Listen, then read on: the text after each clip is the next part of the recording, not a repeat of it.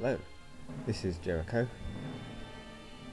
Welcome to my new vlog series about the creation, generation and evolution of my cosplay characters. In this episode I will be talking about the creation of my Jedi Knight, Kantar Jorvell, from the very beginning to the present day.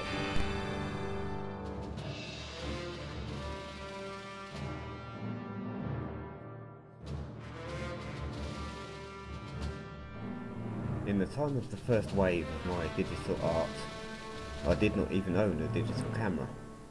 I was scanning the photos old school style and using a really old PC. It didn't even have USB plugs. That's how old it was. The character started life as a swords and sorcery fantasy character, but as I had plenty of swords and sorcery fantasy characters in circulation, I decided to transform the character into a Star Wars character, creating my Jedi Knight with a costume inspired by Luke Skywalker's Jedi outfit. The costume consists of a navy tunic, partly based on historic Napoleonic tunics, and parts of Ash's medieval tunic from Army of Darkness. I had it made for me by a professional costume maker back in 2003. I then made a black leather outer tunic myself by cutting up a slim-fitting leather jacket and reconstructing it to my own design, making it look like a Jedi tunic, loosely based on Luke's costume from Return of the Jedi. I then made a Jedi weapon belt that is basically a replica of Luke's weapon belt, with a metal hook for hanging the lightsaber, a metal ring for attaching other items of equipment, and a leather pouch from a surplus store on the right hand side. It's actually a handcuff pouch from a US police officer utility belt, probably from the 1980s, and it's actually perfect for keeping my compact camera in when I'm at conventions. The black trousers are simply cheap, smart looking trousers from a cheap men's clothing shop.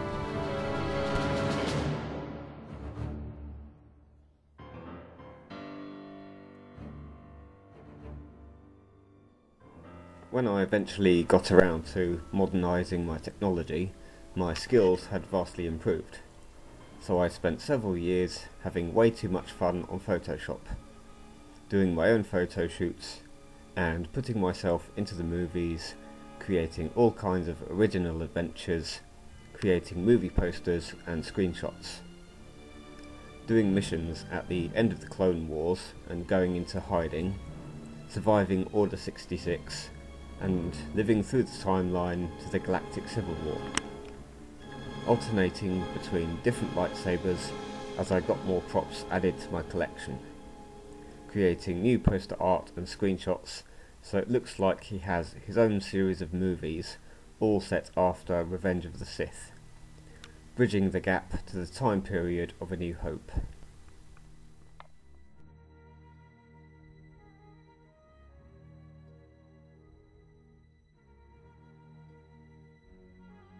There was a short period of time in 2015 to 2017 where I had created a brand new costume for the character, basically creating an alternate costume but still portraying the same character, and I created what I called the Tatooine disguise costume.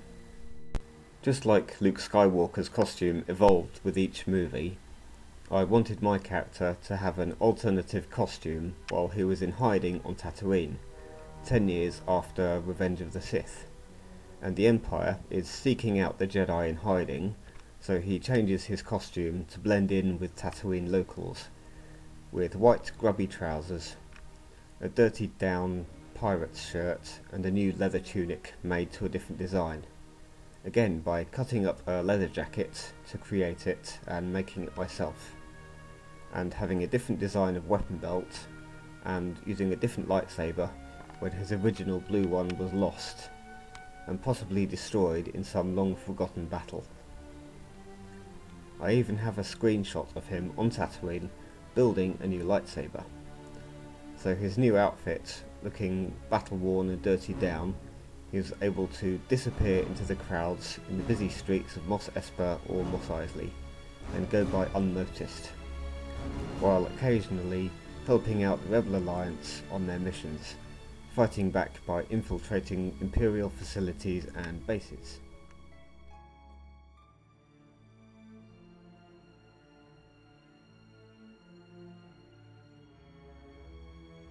Kantar's first lightsaber was a navy blue one, and is basically Anakin's from Revenge of the Sith, but modified to make it an original weapon, with a metallic black midsection, gold activation button and gold base plate.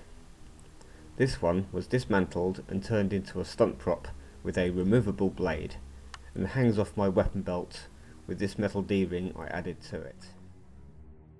I also used the Master Replica's construction kit to make his first green saber, used in some of my photo shoots. But then I got myself Anakin's that was passed on to Luke. This is the New Hope version I use at conventions. I'm not going to modify this prop because it was very expensive and I don't want to risk ruining it or messing it up by accident. My collection of sabres grew. I got the toy version of Yoda's green saber. This is the Disney version with the fixed blade. I sandpapered it and spray painted the hilt so it looks more like a metal replica and looks so much better on camera, doing photo shoots in the snow and making some new poster art as seen here. I eventually got myself Luke's green lightsaber, which I originally wanted for my character right from the very beginning. And I used this one for conventions and photo shoots from 2019 onwards. Again, I'm not going to modify it because it was so expensive, I just don't want to mess around with it. I want to leave this one as it is. I also got Cassian Andar's blaster pistol, obviously a Nerf blaster, and decided to give it to Kantar. As he is living in the time of the Empire, he genuinely needed an additional form of self-defense while on missions for the Rebel Alliance and blend in with the locals. So he got himself a cheap second-hand battle-used blaster to use in combat encounters, and is more convenient when outnumbered by large numbers of foes. I made a new weapon belt with a new leg holster especially for it, to the same design as my Rebel agents, but with a round buckle, and made it bigger to fit over the tunics.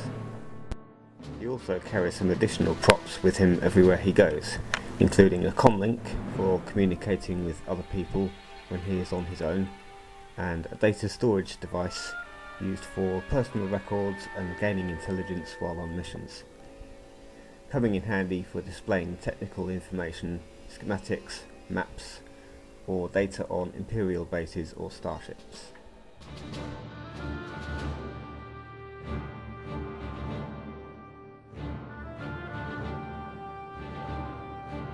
Kantar is a skilled starfighter pilot and fought in many space battles toward the end of the Clone Wars, fighting against Trade Federation battlecruisers or doing aerial ground assault missions, taking out enemy vehicles, providing air support for Jedi and clone troopers fighting on the ground.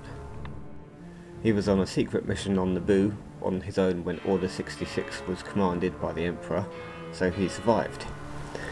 He owns 2 different Jedi starfighters, repainted in white with distinctive red markings, but the R4 astromech droid he was issued with was destroyed long ago. He installed a retractable double-barreled proton torpedo launcher in its place. The Interceptor still bears the battle damage and scorch marks from the final days of the Clone Wars. So that is it, the entire history of the evolution of my Jedi Knight, Kantar Jorvell, from his humble beginnings to the present day. I hope you enjoyed this video, and thanks for watching.